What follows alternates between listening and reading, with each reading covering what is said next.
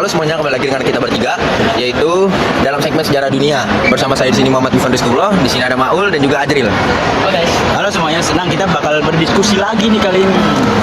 Nah, kita tuh di sini akan membahas topik yang menarik tentang sejarah yang mengubah dunia. Betul sekali Adril.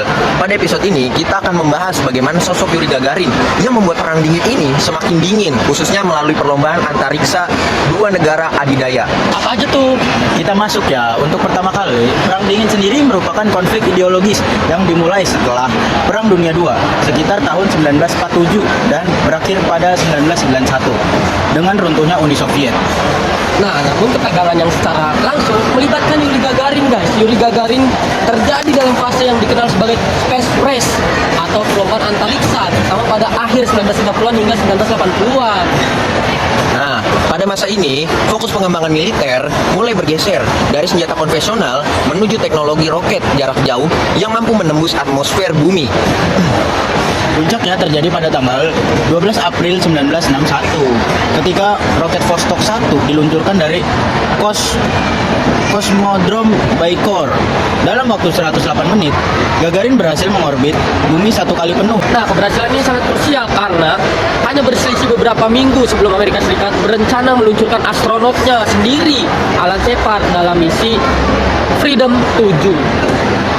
Nah, dari sisi politiknya itu, keberhasilan Yuri Gagarin ini adalah kemenangan untuk Soviet. Benar, loh.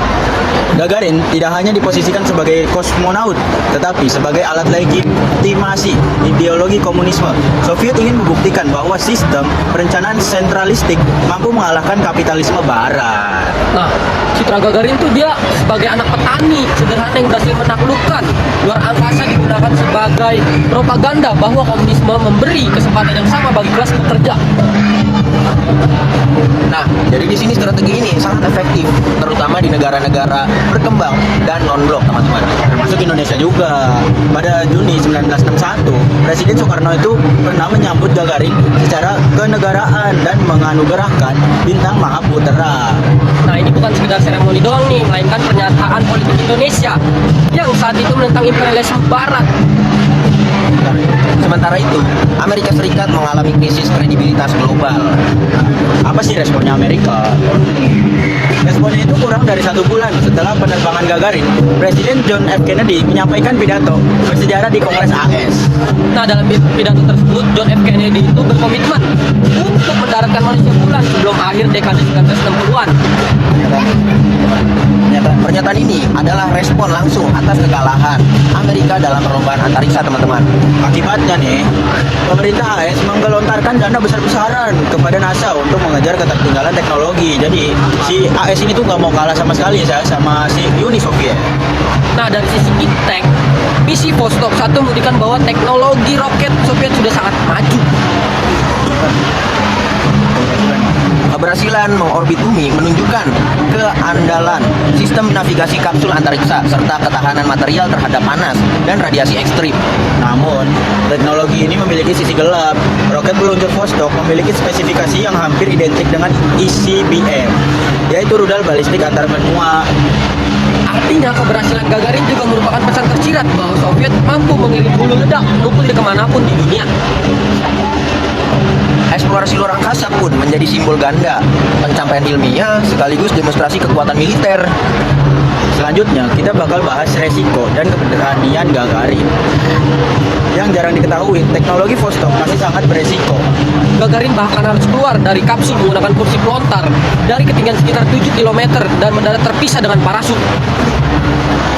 Bahkan sempat terjadi gangguan pada katup udara pakaian antariksanya yang hampir merenggut nyawanya. Jadi ini tuh menunjukkan bahwa kemajuan teknologi Soviet dibangun di atas keberanian ekstrim dan ketidakpastian yang tinggi. Jadi dia melakukan sesuatu yang sangat-sangat berbahaya pada tahun tersebut. Nah, di Amerika Serikat keberhasilan ini menunjukkan teknologi tekanan psikologis besar yang dikenal sebagai fase lanjutan dari subsonic shock. Nah, rasio tertinggal ilmiah yang akhirnya mempersatukan masyarakat AS untuk mendukung program Apollo. Lalu ada dampaknya, itu di Indonesia. Apa sih dampaknya? Di Indonesia, misi Gagarin meninggalkan kesan yang mendalam. Nah, ia dipandang sebagai simbol keberanian manusia dan perlawanan terhadap dominasi Barat, guys.